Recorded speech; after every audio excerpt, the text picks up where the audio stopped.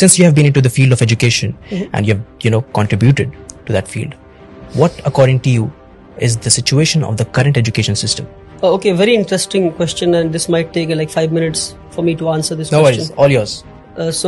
I think let me divide this into 4 to 5 points. I think पहला तो ये कि जो हमारे पास आज एजुकेशन सिस्टम हमारे इंडिया में है, क्या ये हमारा अपना एजुकेशन सिस्टम है? Sadly no. This education system was left behind by the Britishers. British ने जो एजुकेशन सिस्टम हमें दिया है वही आज हमारे पास है, with little changes in it. अब ब्रिटिश की एजुकेशन सिस्टम करती क्या है?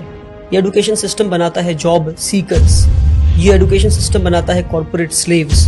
तो ब्रिटिश ने एक ऐसा एजुकेशन सिस्टम लाया, ऐसे लोग मिल सके जो उनको क्वेश्चन ना कर सके, ऐसे लोग मिल सके जो क्रिटिकल थिंकिंग ना कर सके. तो ब्रिटिश की एजुकेशन सिस्टम आपको कॉर्पोरेट स्लेव्स बनाती है, ब्रिटिश की एजुकेशन सिस्टम हमें जॉब सीकर्स बनाती है. But India today needs job providers.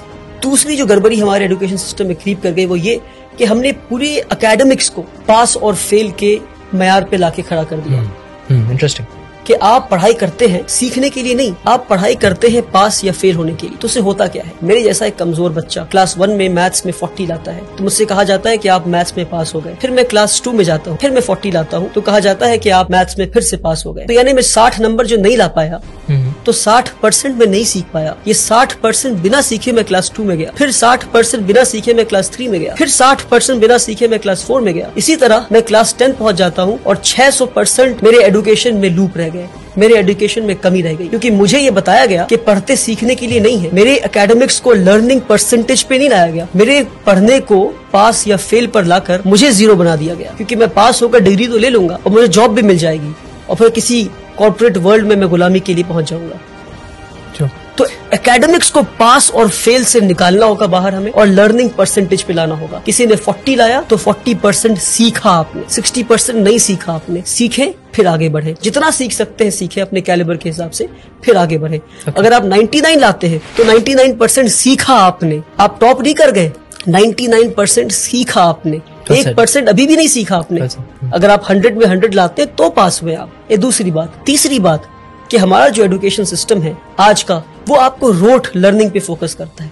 आप पढ़ते जाते हैं पढ़ते जाते हैं पढ़ते जाते हैं पर आपको पता नहीं आप क्या पढ़. आपने पढ़ा होगा कि इंडिया में जो फूड ग्रेन्स है वो मिलेट है, बाजरा है, जौर है. ये पढ़ा आपने, पर कभी देखा आपने इन चीजों पढ़ा है, but I have not seen it. Correct. मैंने भी कभी देखा नहीं. मेरे ख्याल से मिलेट ऑन पर्पस नहीं दिखाया गया इसको. बाजरा तो अगर आप बाजरा देख लेते तो आप पता करते कि बाजरा उगना क्यों बंद हो गया है. हाँ, बंद हो गया. That's what I'm saying. क्यों बाजरा लोग आज नहीं खा रहे? पहले के लोग बाजरा खाते थे, पहले के लोग मिलेट्स खाते थे, जौर खाते थे, आज क्यों नहीं खा रहे? तो experiential learning is what we need, hands on learning is what we need. We need to see and know what we are learning. आज हमें वो दिखाया नहीं जाता, वो बताया नहीं जाता, सिर्फ पढ़ाया जाता. तो आपको पता है कि ये हार्ट है और हार्ट के ये चेम्बर्स हैं, हार्ट में ये आर्टरीज हैं, ये है.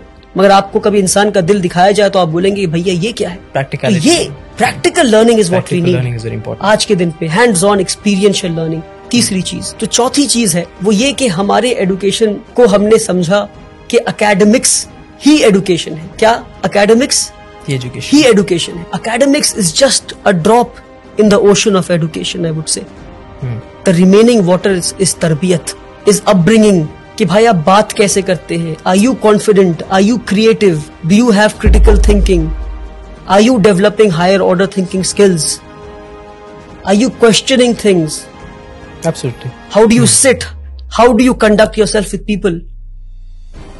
ये सारी चीजों को छोड़कर हर चीज को एकेडमिक्स पे ले आया.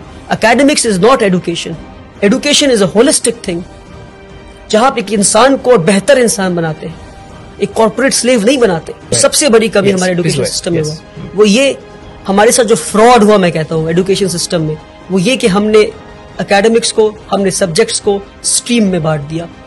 कि भाई अगर आप सबसे ब्रिलियंट बच्चे हैं तो आप पढ़ेंगे साइंस. अगर आप 90 लाते हैं तो साइंस पढ़ेंगे. अगर आप 70 से 80 लाते हैं तो आप कॉमर्स पढ़ेंगे. 50 to 60 लाते हैं तो आप ह्यूमैनिटीज पढ़ेंगे. क्या बेवकूफी है. यानी कि जो इंसान साइंस पढ़ के एटम बॉम्ब बनाना सीख रहा है उसके पास कोई हक नहीं कि वो साइकोलॉजी और सोशियोलॉजी पढ़ के ये समझे कि एटम बॉम्ब को इस्तेमाल नहीं करना था. तो अगर एटम बॉम्ब बनाने वाले ने सोशियोलॉजी और साइकोलॉजी पढ़ा होता और एटम बॉम्ब जिसके हाथ में पहुंचा अगर उसने साइकोलॉजी और सोशियोलॉजी पढ़ा होता तो उसे पता होता कि बॉम्ब फोड़ना नहीं था. तो इसलिए बता रहा हूं मैं कि हमने सब्जेक्ट्स को स्ट्रीम में बांटकर सबसे बड़ा फ्रॉड किया हमने। One of my favorite points. कि क्या मैं फिजिक्स सोशियोलॉजी के साथ नहीं पढ़ सकता? क्या मैं केमिस्ट्री हिस्ट्री के साथ नहीं पढ़ सकता? क्यों नहीं पढ़ सकता? अच्छा, कि अगर मैं आखिरी बात, अगर मैं साइंस पढ़ रहा हूं मैं, तो क्या मेरे पास हक नहीं कि मैं अकाउंट्स भी पढ़ूं मैं? तो आज जरूरी है मल्टी डिसिप्लिनरी लर्निंग का। But you're an expert of one thing. If people ask that, what would you say? You can have majors and minors. Yes, that's the answer. You need to have the hang of almost all the subjects. Makes sense. You need to learn accountancy. You need to know economics. You need to know history. You need to know sociology. You need to know psychology. You can be an expert of history, but you need to know the basics of physics. पर हमारे साथ ये fraud किया गया।